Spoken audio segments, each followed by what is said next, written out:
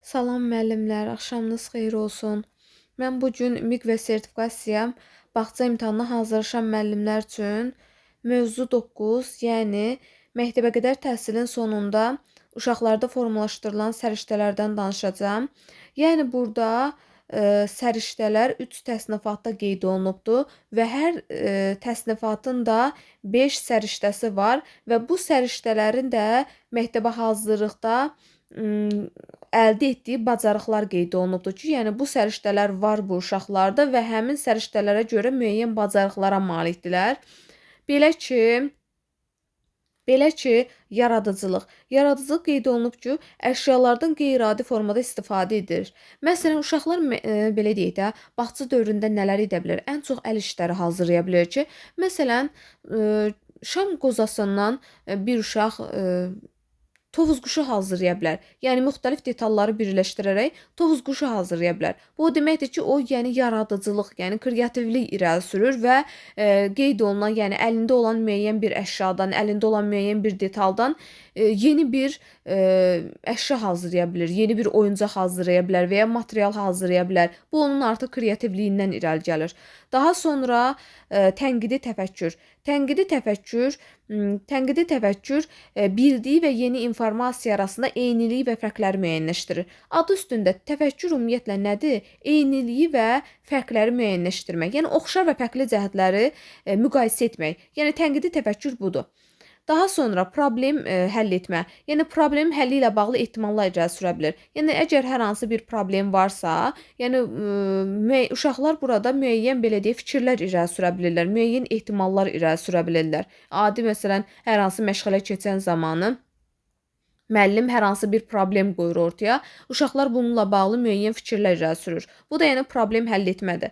Qərar qəbul etmədə iştirak edir. Məsələn, hər hansı bir belə deyək, məsələdir. Burada qərar qəbul etmək lazımdır. Onlar yəni ortaq şəkildə fikirləşirlər, danışırlar, müzakirə edirlər. Artıq sonda yəni müəyyən bir qərara gəlməlidirlər. Yəni qərar qəbul etmədə iştirak edir.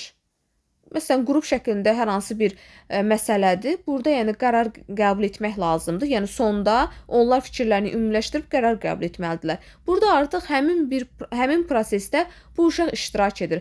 Bu yəni nədir? Qərar qəbul etmə səriştəsidir. Daha sonra müstəqil öyrənmə var. Müstəqil öyrənməyə maraq nümayiş etdirir. Yəni hər bir uşaqda bu potensial var. Yəni hər bir uşaq öyrənməyə maraq göstərir. Bu da onun təbii ki, nədir? Müstəqil öyrənməyə marağını nümayiş etdirir. Yəni maraqlıdır ki, öyrənir də. Maraqlı olmayan şeyi təbii ki, uşaq nə qədər etsək də, yəni öyrənə bilməyəcək, öyrənməyəcək. Çünki onun marağı yoxdur. Qeyd olundu yaradıcılıq, yəni kreativlik, tənqidi təfəkkür, problemi həll etmə, qərar qəbul etmə, müstəqil öyrənmə, yəni müstəqil öyrənməyə maraq nümayiş etdirir. Daha sonra gəlirik fəaliyyətə. Fəaliyyət, məsələn, ünsiyyət səriştəsi. Ünsiyyət səriştəsinə ünsiyyət etiketlərini riayət edir. Məsələn, xoş gəlmisiniz, sağ olun, təşəkkür edirəm, hələlik. Yəni, belə deyək, bu etiketlərdən yəni istifadə eləyir, lazımı səviyyədə, yerli yerində istifadə eləyə bilir. Daha sonra əməkdaşlıq, yəni kollektiv fəaliyyətdə iştirak qaydalarına bələddir. Yəni hər bir uşaq kollektivdə özünü idarə etməyə bacarmalıdır. Bilməlidir ki, yəni əgər bu kollektivdə varsa, burada yəni müəyyən qaydalar qoyulubsa, hər kəs buna əməl etməlidir. Yəni istər kollektivdə olsun, istər ailədə olsun, istər yəni onun düşdüyü bütün mühitlərdə uşaq bu qaydalara əməl etməlidir. Özünü yaxşı aparmalıdır, yoldaşını incitməməlidir, vurmamalıdır. Daha sonra adətən yəni o müəyyən konfliktlər olur ki, bu qaydalara yəni hər bir uşaq əməl etməlidir. Yoldaşlarını itələməməlidir. Yəni bu qaydalar var ki, bunlara əməl etməlidir. Əks halda yəni problem yaşana bilər, konflikt yaşana bilər. Daha sonra rəqəmsal savadlıq adı üstündə, yəni informasiya kommunikasiya texnologiyalarını tanıyır və fərqləndirir. Yəni İKT-ni bilir də, yəni onun hissələrini müəyyən mənada bilir.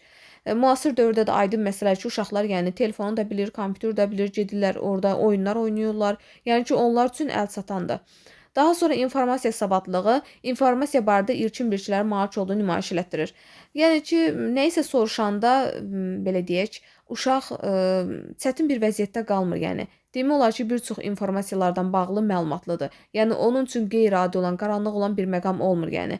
Müasir dövrün uşaqları da yəni hər cəhətlidir. Bütün situasiyalarda, bütün vəziyyətlərdə bizim verdiyimiz sualları çox operativ şəkildə cavablandıra bilirlər. Daha sonra növbəti isə maliyyə savadlığıdır. Pul və qənaət barədə məlumatlıdır. Təbii ki, bizim bu sadaladıqlarımız əvvəlcə tərbiyəçidə olmalıdır, daha sonra isə uşaqda olmalıdır. Əgər bir tərbiyəçidə bunlar yoxdursa, bunu uşağa aşılamağın da heç mənası yoxdur. Yəni insan özündə olmayan bir şey, yəni uşağa aşılamağı biraz qəribə olur. Gərək ki, özü də qənaətçil ola, özü də yəni maliyyə savadlığına malik ola ki, uşaqda da bunu formalaşdıra bilsin. Qənaəti necə etmək lazımdır, necə etmək olar ki, belə deyək, maliyyə savadlığı olsun, bunun üçün nələr etmək lazımdır. Qısa olaraq, yəni bu haqqda uşaqlara məlumat vermək lazımdır. Demək, təfəkkürü danışdıq, fəaliyyəti danışdıq, indi keçirik dəyərlərə. Dəyərlər milli kimliyin dərki və milli iftixar hissi. Burada uşaqlar dövlət rəmzlərini tanıyır. Bizim gerbimizi tanıyır, himnimizi tanıyır, bayrağımızı tanıyır. Onlar haqqında məlumatlıdır.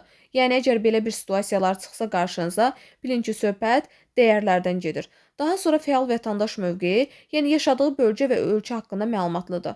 Yəni hər bir uşaq öz şəhərini, öz rayonunu, yəni bilməlidir.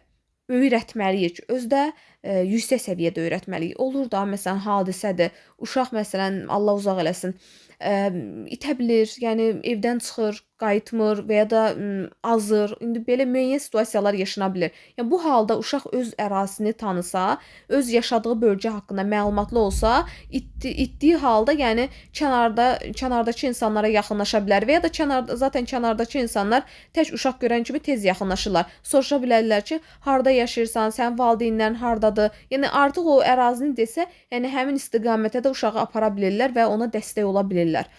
Ona görə yəni mütləq ki, biz uşaqların yaşadığı bölgəni əzbər şəkildə öyrətməliyik, ən xırda detalına qədər.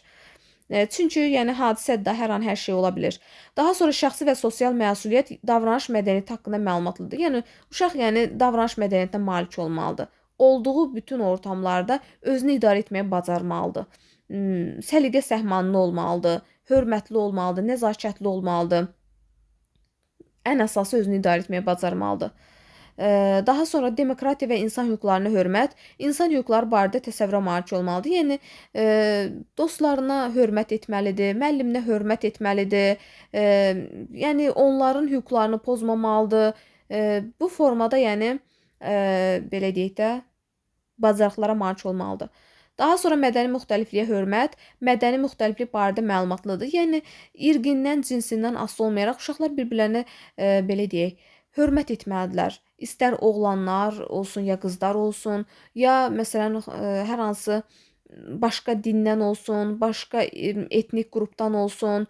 Yəni bunlar hamısı yəni bir təhsil müəssisəsində təhsil almalıdır. Yəni təhsil hər kəs üçün əlçatan olmalıdır. Yəni hər kəs bir-birinə hörmət etməlidir. Yəni orada biz baxmırıq ki, o hansı irqdəndir, hansı dindəndir. Yəni onlar üçün təhsil şəraiti yaradılıbdır. Bu o deməkdir ki, hər bir uşaq yəni təhsil almalıdır, çünki bu onun hüququdur.